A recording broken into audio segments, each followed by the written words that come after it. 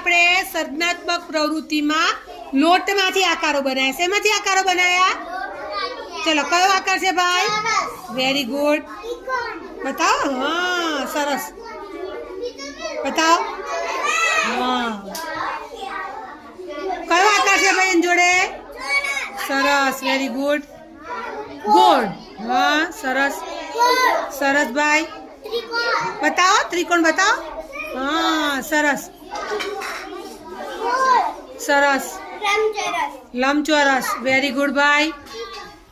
બતાવો, આમ પકડો, નહીં તૂટી જાય બેટા. હા, ત્રિકોણ બતાવો. હા, લંબચોરસ નથી બેટા, ચોરસ છે. સરસ. બતાવો. કયું? હા, સરસ. શું છે ભાઈ એની જોડે? કયો આકાર છે?